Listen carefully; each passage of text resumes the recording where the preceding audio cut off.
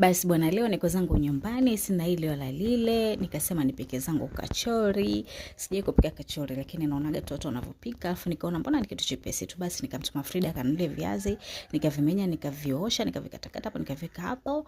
Basi nikaviosha vizuri, nikavihamishia kwenye sufuria, ambalo sufuria hilo nitalitumia kuvichemshia hivyo viazi. Kisha nikaviweka jikoni, vikaanza kuchemka vile viazi. Nimeviweka jikoni, nikaweka na maji kidogo, kwa vinachemka, vinaiva vizuri, lakini usiviache mpaka virojeke kabisa.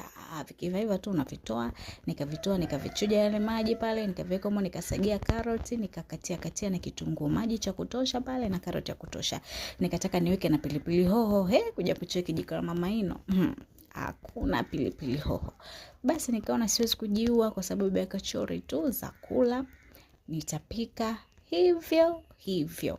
Zoezi lilofuata hapo ilikuwa ni kumash, kuviponda ponda hivyo viazi, nikaviponda ponda, lakini sasa usivisage kwenye blender vikawa kama mtori, yani unaviponda ponda tu, hapo vinakuwa vina kama uchenga fulani hivi ambao unabaki, lakini unaviponda vyote, yani lisibaki likiazi lizima hata moja.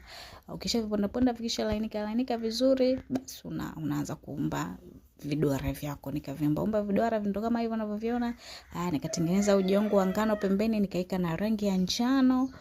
Nikawa nachukua kidungurushi kimoja cha viazi na chovya humo kwenye hiyo ngano, mafuta yangu yako jikoni hapo pap, nikaanza kupika.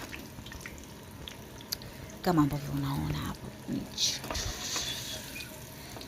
Naiva. Toa tayari kwa kula. Asikwambie mtu, hii kachori ilikuwa ni tamu. Alafu kumbuka niliweka na ndimu. Ilikuwa ni tamu, nakwambia tumekula dakika moja tu shwab ikaisha.